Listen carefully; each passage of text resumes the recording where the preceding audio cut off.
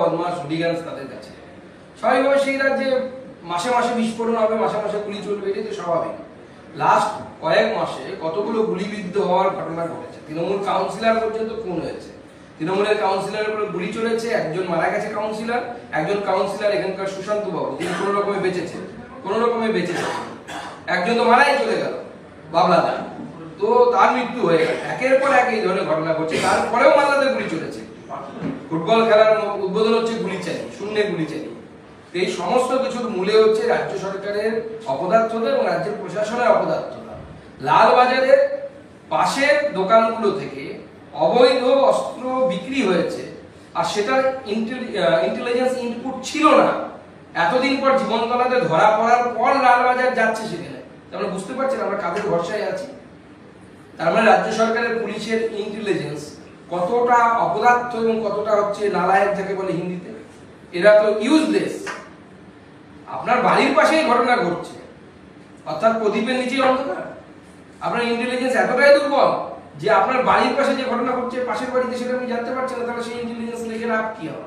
মালদার ইংলিশ বাজারে যে আপনি বাবলা সরকারের উল্লেখ করেন, সেই মালদাতে এখন কৃষ্ণেন্দু নারায়ণ চৌধুরীকে ডি কোম্পানির থ্রেট 20 লক্ষ টাকা চেয়ে কোন এক প্রদীপের ফোন, তিনি ডি কোম্পানির নামে টাকা চেয়েছেন এবং তিনি কলকাতায় এসে প্রাণ ভয়ে লুকিয়ে রয়েছেন। অন্যদিকে সাবিত্রী মিশ্র তিনি বলছেন তাকে খুনের চক হচ্ছে, বাবলা সরকার ইতিমধ্যে মৃত। সার্বিকভাবে মালদা জুড়ে এই যে ডি কোম্পানির থ্রেট, সেটাকে আদৌ ডি কোম্পানি নাকি টিএমসি? আমার তো মনে হচ্ছে টিএমসির ইনসাইড কোম্পানি। টিএমসির যে বিভিন্ন গ্রুপ তৈরি হয়ে গেছে নিজেদের মধ্যে, তারা লড়াই করছে।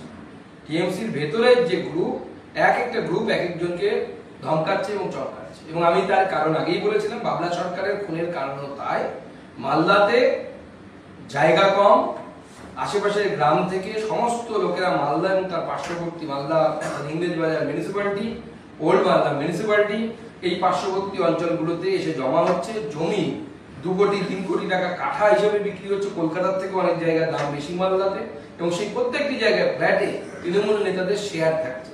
কেউ বেনামে ফ্ল্যাট নিচ্ছে প্রমোটারদের সাথে। কোনো বাড়ি যে আমাদের যে নিয়ম আছে পাশাপাশি দুটো কনস্ট্রাকশনের মধ্যে একটি নির্দিষ্ট গ্যাপ রাখতে হয়, মালদায় একটিও বাড়ি দেখাতে পারবে না যার মধ্যে এই গ্যাপ আছে। অধীর চৌধুরী লোকসভা ভোটে হারের পর হিন্দু মুসলিমের জন্য তাকে হারতে হয়েছে, এইভাবে হয়েছিল বলে এখন তিনি বলছেন যে দুর্গাপুজোয় যখন ক্লাবগুলোকে টাকা দেওয়া হয়, তাহলে ঈদের জন্য ঈদ যারা পালন করে সেই কমিটিগুলোকে টাকা দিতে হবে। মানে অধীর চৌধুরীর ভরসা সেই মেরু পড়ো। দেখুন, অধীর চৌধুরীও জানেন উনি যে জেলায় বাস করেন সেই জেলার ডেমোগ্রাফি আগে থেকেও অন্যরকম ছিল। তারপরে স্বাধীনতার পর এত পরিবর্তন হয়ে গেছে যে সেখানে মুসলিম তোষণ ছাড়া উনি ভোটে জিততে পারবেন না। সেটা মুসলিম তোষণ করছে, মুসলিমদের পক্ষে কথা বলছে, নতুন তো কিছু নয়। ভুতুড়ে ভোটার নিয়ে আপনারা বারংবার অভিযোগ করেছেন। চম্পাহাটিতে দেখা যাচ্ছে একটা পঞ্চায়েতে 1 বছরের মধ্যে 4000-এর বেশি ভোটার বেড়েছে। খোঁজ করতে গিয়ে দেখা যাচ্ছে এমন ভোটার যাদের বাড়ি শিলিগুড়ি, কারোর বাড়ি মুর্শিদাবাদ, কারোর বাড়ি মালদা। এগুলো ভোটের জন্য ইচ্ছে করে ঢোকে নেওয়া হয়েছে, তৃণমূল কংগ্রেস ঢুকিয়েছে। এবং আমার মনে হয় এর জন্য রাজ্য নির্বাচন কমিশন এবং কেন্দ্রীয় নির্বাচন কমিশনের কড়া আইন আনা উচিত। যে অফিসার এটাকে সার্টিফাই করলো তার পানিশমেন্ট হওয়া উচিত। আমাদের দেশে সমস্যা হচ্ছে যে অফিসারদের উপর কোনো লায়াবিলিটিস নেই, কে নেবে? আমি আগেও প্রশ্ন তুলেছিলাম যে পঞ্চায়েত ভোটে মানুষের প্রাণ যাচ্ছে, মানুষ আহত হচ্ছে, রেসপন্সিবিলিটি কার?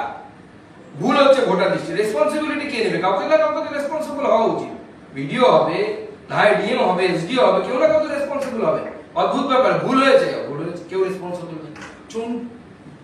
চণ্ডীতলা থানার আইসি জয়ন্ত পাল বুধবার রাতে রাত 11:30 নাগাদ মধ্য হাওড়ার একটি পাড়ায় গাড়ির মধ্যে বান্ধবীকে নিয়ে ঝগড়া করতে করতে নিজের দিকে গুলি চালিয়ে ফেলেছেন বলে তিনি পুলিশকে বয়ান দিয়েছেন।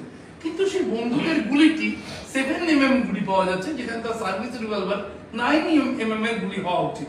এই যে একটা বেআইনি অস্ত্র উদ্ধার হলো, বেআইনি গুলিতে তিনি গুলিবিদ্ধ হলেন, তার বক্তব্য যে বান্ধবীর সাথে ঝগড়া হতে চালিয়ে ফেলেছেন।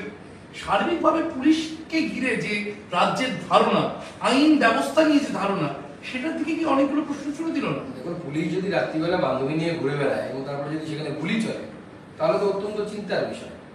মাননীয় মুখ্যমন্ত্রী এক সময় বলেছিলেন পাড়ার বৌদিদেরকে কি সব করার জন্য। আমি জানি না তার দ্বারাই অনুপ্রাণিত হয়ে উনি এসব করছেন কিনা। তবে যে ব্যক্তির কাছে সার্ভিস রিভলভার বাদ দিয়েও অন্য রিভলভার থাকবে, স্বাভাবিকভাবে তিনি অবৈধ কোনো অস্ত্র ব্যবহার করেছেন। তো অবৈধ অস্ত্র ব্যবহার করার জন্য এই পুলিশ অফিসারকে তো সবার আগে অ্যারেস্ট করা উচিত। যে একজন পুলিশ অফিসার হয়ে, আইনের রক্ষক হয়ে তিনি কিভাবে অবৈধ অস্ত্র ব্যবহার করলেন? তাহলে একজন পুলিশ অফিসার আর হাত কাটা দিলীপ এদের মধ্যে পার্থক্য কোথায় থাকে? কোনো পার্থক্য নেই। আর কি আছে? শেষ? শেষ।